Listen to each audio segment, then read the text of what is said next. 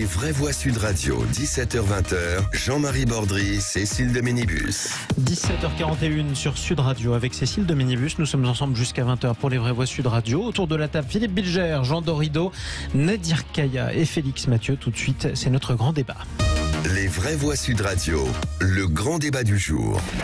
Des faits divers qui se succèdent et qui mettent en évidence une violence exacerbée de plus en plus jeune. La province n'a pas été épargnée, au contraire. La violence engendre la violence. Valenciennes, Montbéliard ou encore Agde, autant de villes moyennes où le nombre d'agressions sont parmi les plus nombreuses. On ne résout pas les problèmes par la violence. On n'est pas chez les sauvages. Le désengagement de l'État est pointé du doigt. Des nouvelles formes de délinquance qui aujourd'hui se sont installées partout. On sort de chez nous, on voit ça crier à rare. Près de 1300 voitures ont été incendiées. On voit se reconstituer une culture de banlieue, on pourrait dire, c'est-à-dire d'une criminalité organisée. Il faut se sortir de là.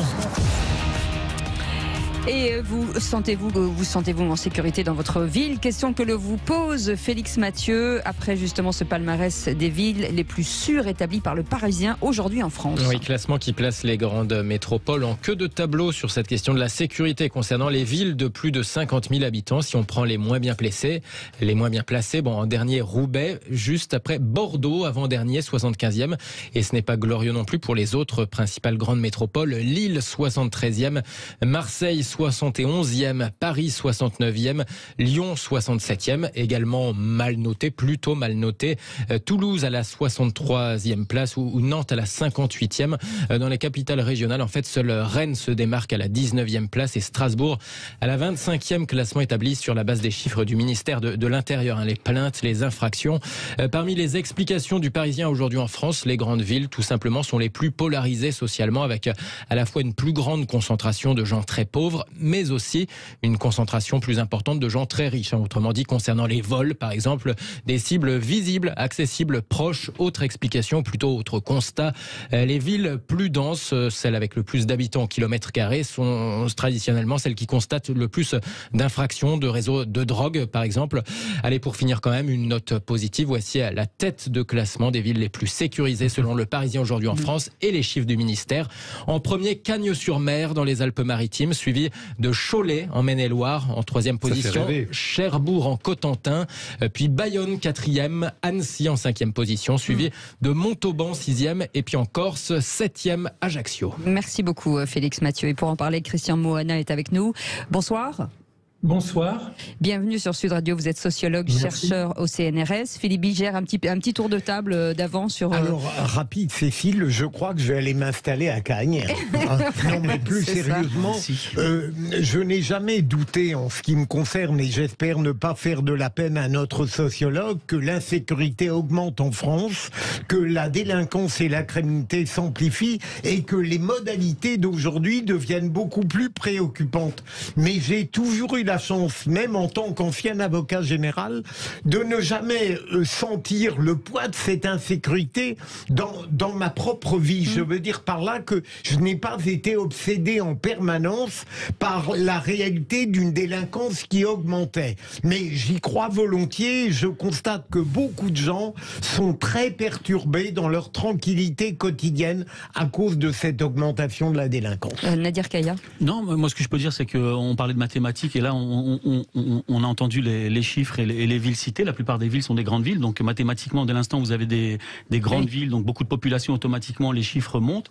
Et là, les exemples cités nous rappellent aussi, plus les villes sont importantes, plus vous avez ce genre de phénomène ou de problème d'insécurité, et plus les villes sont petites, et puis moins vous en avez. Donc là, c'est du mathématique pur et c'est de la logique, c'est de la logique, oui. Oui, alors là, pour le coup, je vais m'inscrire en faux sur l'analyse mathématique, parce que je m'étonne typiquement de la mauvaise place de Paris, en bon provincial. Il n'y a pas Paris dedans. Il n'y a pas Paris. Ah voilà. Paris parce que exclu. j'ai toujours eu, j'ai grandi à Lyon, et c'est une des choses qui m'a vraiment positivement impressionné quand j'ai découvert Paris, il y a bientôt 30 ans, c'est à quel point c'est une ville ultra safe.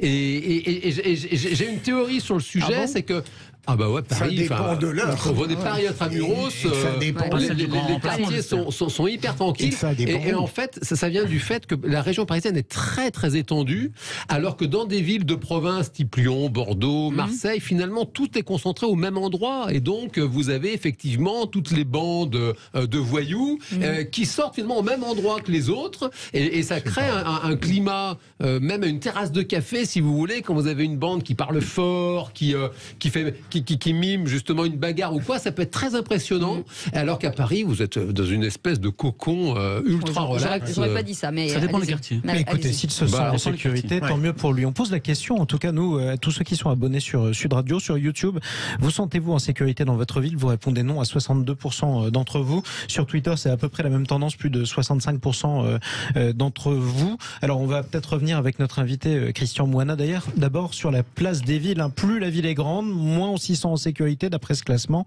Est-ce que c'est logique pour vous? Alors, excusez-moi, je vais jouer l'empêcheur de pensée facile. D'abord, il y a une première chose qu'il faut préciser. Les chiffres sur lesquels sont basés ce classement, ce sont les chiffres de la police, ce ne sont pas les chiffres du sentiment d'insécurité. Or, la première chose qu'on apprend dans n'importe quel cours de criminologie, je suis désolé, je vais faire un peu le prof, mais c'est la différence entre la criminalité enregistrée par les services de police et de gendarmerie, et c'est ceux sur lesquels se fonde en partie cette évaluation du Parisien, et le sentiment d'insécurité. On sait très bien qu'il n'y a pas de lien évident entre les deux. Autrement dit, vous pouvez être dans une ville très dangereuse et vous sentir en sécurité, et d'être dans une ville moins dangereuse et vous sentir en insécurité. Donc, il faut déjà préciser ce point-là. Deuxièmement, on parle de mathématiques. Alors, c'est vrai que dans les chiffres enregistrés par le ministère de l'Intérieur, et j'invite tous ceux qui sont intéressés à aller faire un tour du côté sur le site web du service statistique du ministère de l'Intérieur, où on voit des choses très intéressantes, mais un peu plus compliquées que ce classement qui est présenté, eh bien, on voit que les choses sont un petit peu plus complexes que simplement le fait que ce soit résumé un classement. Vous parlez d'insécurité, on additionne dans ce genre de calcul des homicides, des vols à l'étalage, etc. Alors, ils nous disent qu'ils font une pondération dans le guide méthodologique, l'article du Parisien. Mais en fait, on additionne, et dans les chiffres de la police, l'un des problèmes, c'est que vous additionnez, selon les types de délits, des auteurs, des victimes, des procédures, et que c'est pas la même chose, me semble-t-il, d'additionner un homicide, un vol à l'étalage, un vol de pommes ou autre chose. Donc, il faut faire attention à tous ces effets d'agrégation et ces additions. On sait qu'il y a des endroits, par exemple, si on regarde le taux d'homicide par habitant, la Corse est très mal classée, il y a beaucoup d'homicides par habitant. En revanche, ce sont des secteurs, la Corse, où il y a moins de cambriolage que dans d'autres régions. Donc voilà, les choses sont un peu plus compliquées, je suis désolé.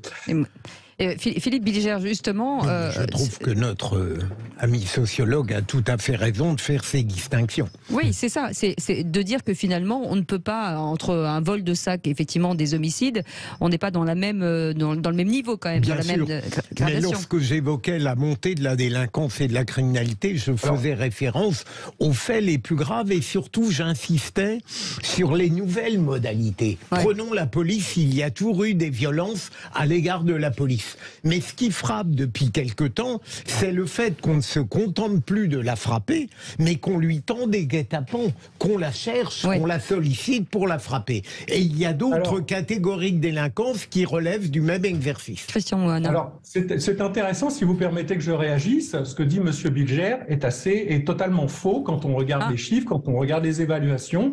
Le nombre de policiers tués en service baisse, il y en a encore trop, on est d'accord. Le nombre d'homicides sur le long terme baisse en France. Quand vous parlez de guet-apens, les guet-apens existaient déjà il y a 30 ans dans un certain nombre de banlieues. Donc, il ne s'agit pas de dire qu'il n'y a pas d'insécurité. En revanche, quand on dit qu'elle augmente, que les délinquants sont de plus en plus jeunes, on raconte un peu n'importe quoi. Quand j'ai commencé à travailler sur ces questions-là, il y a à peu près 30 ans, on me parlait de délinquants de 11 ans qui étaient de plus en plus jeunes, de plus en plus violents. Et on me dit la même chose. Donc là, on est peut-être il y a 30 ans, donc là, il y a à moins 20, moins 30 ans. On est en phase pré-utérine. Donc je veux bien qu'on parle de tout ça. Et il y a une délinquance des mineurs, il y a des problèmes. Mais il ne faut pas aller mettre le feu, s'exciter en se disant c'est plus violent qu'autrefois. Non, il y a de la violence, mais elle existait déjà il y a 20 ou 30 ans quand Philippe, allez-y. Non, mais je ne suis pas du tout de votre avis. Et pourtant, j'ai le plus grand respect pour la sociologie. Pour la sociologie qui... Attendez, les sociologues nous démontrent qu'il y a des années, c'était bien mieux qu'aujourd'hui, et qu'en réalité, on devrait être content de la sécurité qui règne. Non, Je continue à penser qu'il y a des modalités, du rapport qu'on entretient avec la police qui n'existaient pas hier. Pardonnez-moi, moi je les ai vécues, ces modalités, en tant qu'avocat général. Vous les théorisez. Le sociologue... Non, je ne théorise pas, monsieur. C'est là, vous ne savez pas de quoi vous parlez. Mais je travaille en étant présent dans les voitures de police, en travaillant avec eux, en travaillant c'est étonnant que vous ayez ces et non pas du point de vue de l'avocat général depuis son bureau, qui ne descend jamais sur la réalité d'un certain nombre de choses. C'est étonnant qu'ayant été dans les voitures de police, vous ayez ces conclusions. J'y étais il y a 30 ans et j'y étais il y a 30 ans et je peux vous assurer qu'il y a 30 ans, il y avait déjà des policiers qui se faisaient prendre à partie. C'était pas les mêmes voitures il y a 30 ans. Il n'y avait pas de guet-apens. Mais si, il y en avait dans les années 80 déjà, monsieur. Il y en avait. Il faut un petit peu regarder les choses et pas seulement avoir des avis ou des opinions. Il faut un petit peu travailler ces questions-là. Vous avez quoi, sinon, des préjugés?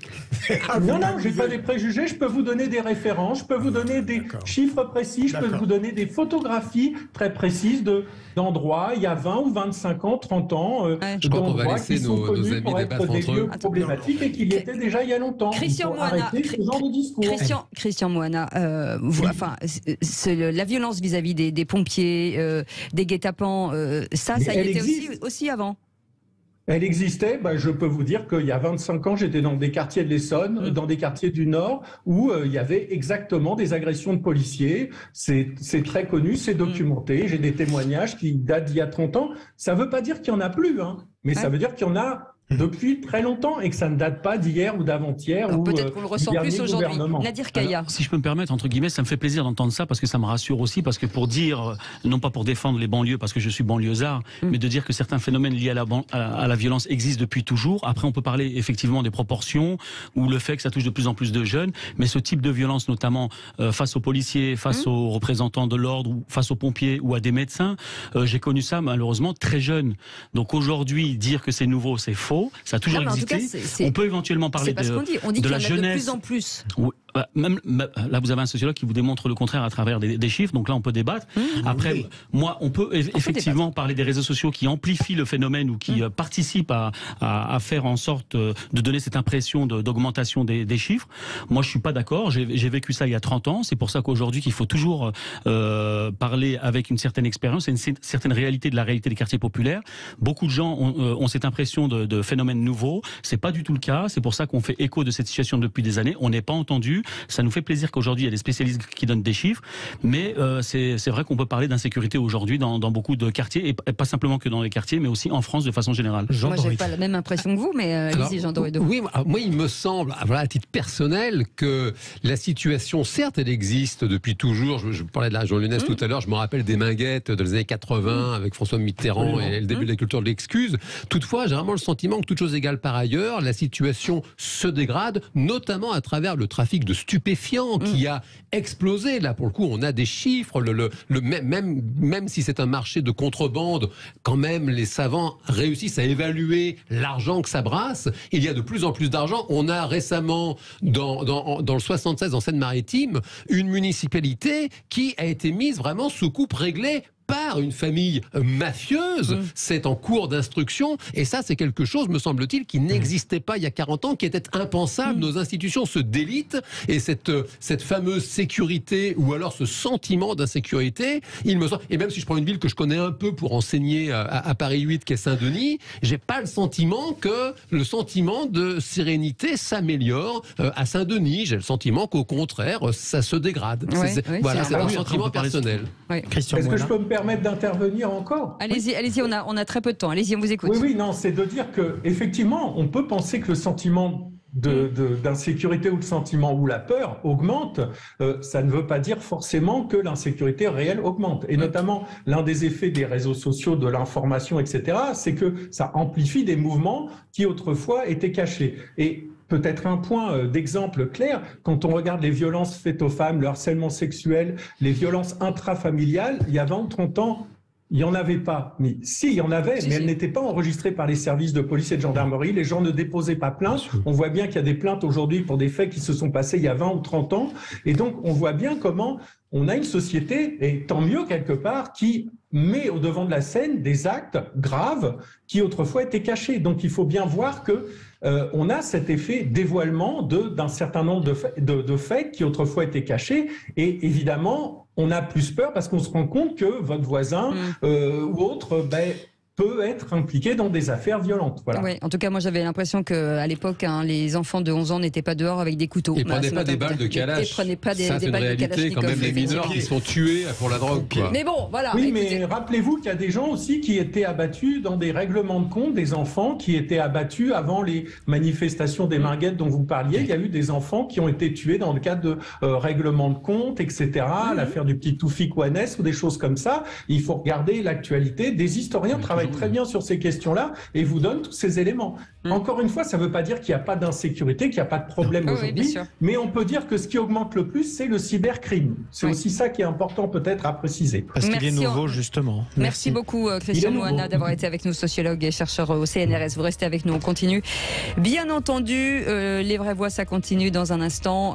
Vous appelle 0826 300 300. Ouais, un coup de gueule d'un auditeur qui essaye de faire le plein, justement, il est taxi, il en a besoin. Ça va coûter plus cher dans pas très longtemps. À tout de suite.